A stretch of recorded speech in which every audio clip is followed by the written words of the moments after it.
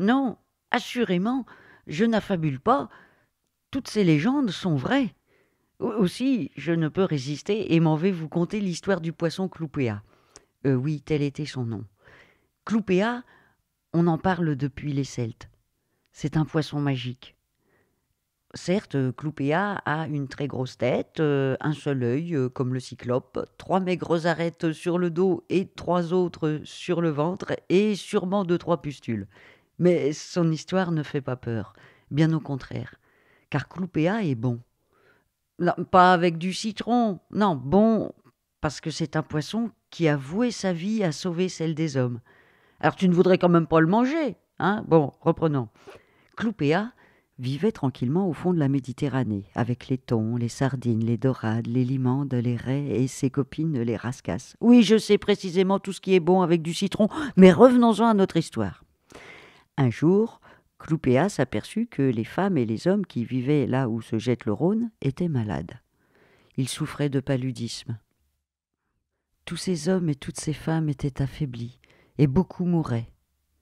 Mais Cloupéa avait un cœur généreux. Hein? Si le cœur de Coupléa est meilleur que le foie de morue? Non, mais je ne vais pas arriver au bout de cette histoire à ce rythme-là. Donc, reprenons. Donc, Cloupéa, ce poisson certes pas bien beau, mais très généreux, décida de remonter le fleuve jusqu'à la source sacrée. Là, il était sûr de pouvoir trouver un remède contre ce mal qui torturait les hommes. Le poisson entreprend donc son voyage. Plongeant dans le delta du Rhône, il remonte le fleuve, traverse ports et affluents et arrive à Lyon. Dans cette ville tentaculaire, Cloupéa échappe à 1000 dangers. Ici des bateaux, là des piles de ponts, ici encore des moulins, et ne parlons pas de tous ces pêcheurs.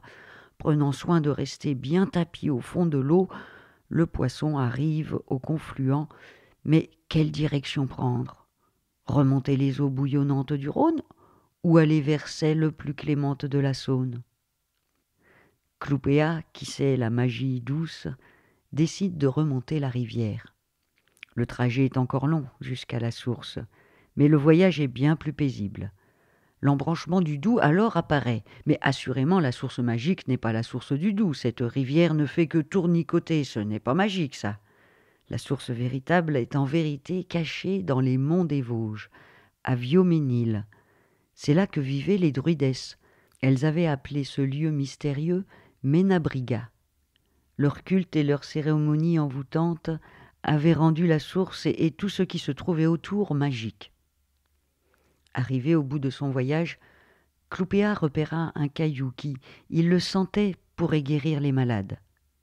Mais comment le ramener dans son pays si lointain?